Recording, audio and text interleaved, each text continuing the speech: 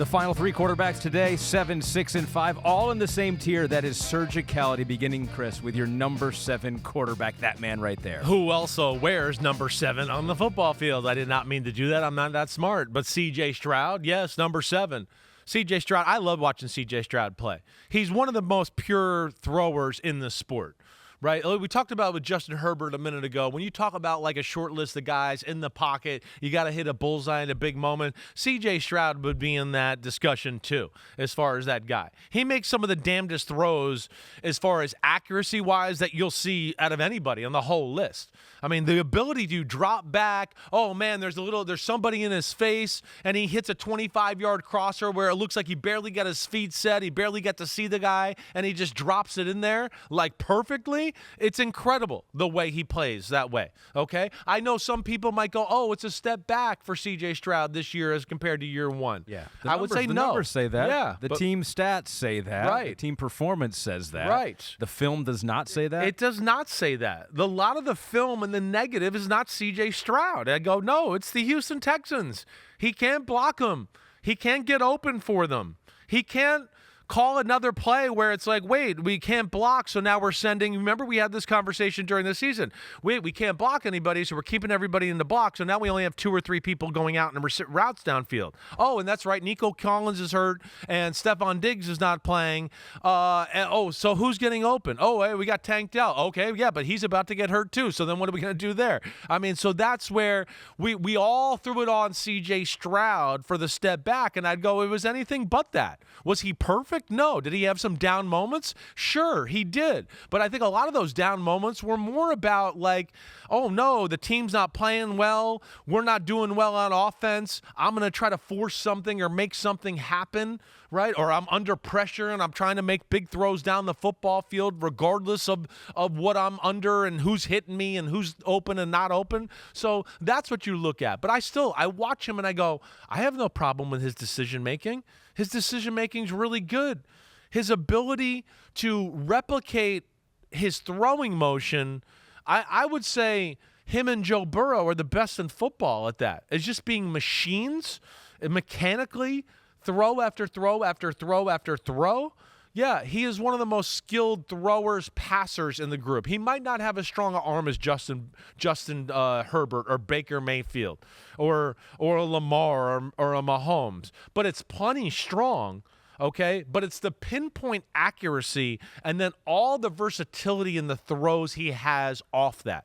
It's, yeah, he could drive the ball. It might not be a 102-mile-per-hour fastball, but it's like a 99. And then his ability to touch and drop balls into buckets or over defenders just into the lap of his wide receivers, it's as good as it gets in the business. There's nobody better than that. Quick game, precision, hitting people on the run, putting it into tight windows. I mean, he's a machine that way. So that's where I love C.J. Stroud. And then the athletic ability on top of that is better than what he gets credit for. He makes a lot of people miss in the pocket. He bought himself a lot of extra time. Could he maybe become a better runner and a better scrambler outside? Yeah, I think those are still parts of his game that he can maybe expand. But all in all, it's all on the up and up. And I think way too much of the negatives of the Houston Texans got put on C.J. Stroud last year. He is one of the best quarterbacks in football. He's one of the best throwers in football. He's one of the best passers in football. He's one of the best decision makers in football. And he's clutch as hell. And the team believes in him. He's one of those guys. He's rare. He's rare. I love watching C.J. Stroud. I think this year will be better than any year he's had in his career to this point. Seems like a student of the game. Right. Gym rat, loves football, and so when he perceived step back last year, it seems like that's just going to probably drive him even more this year. And so, they have rebuilt the left side of that line. You got Cam Robinson, Laken Tomlinson there, so they're trying to protect him a little bit more. And they drafted those 2 Iowa State wide receivers. You like them both, Jaden Higgins and Jalen Noel, and you got Christian Kirk there as well. So Nico Collins back, hopefully, 100%. That's full right. season. Like Nico Collins, I don't know if he was ever totally 100% last year. When he got back from the hamstring, I know we talked here on the pod.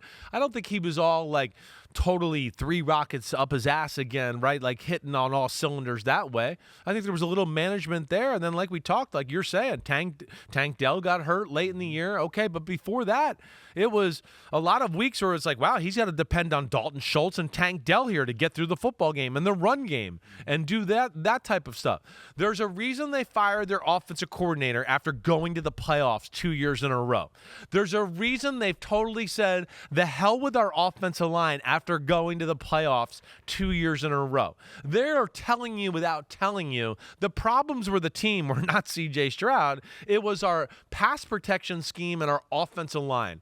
And that's what they had to fix. And C.J. Stroud, the Texans, I will not be shocked if they're in the Super Bowl this year. Yeah, that's a team that might have the best defense in the NFL, and if they take a step forward in an offense, watch out. Yo, homies, what's up? Thanks for watching Chris Simms Unbuttoned. And just because the weather's warm doesn't mean football ain't still on our brains right here. We are still working, so smash that subscribe button. We got all the training camp news, preseason news, everything up until kickoff night. Thanks for watching. And again, remember to hit that subscribe button. Peace out, homies.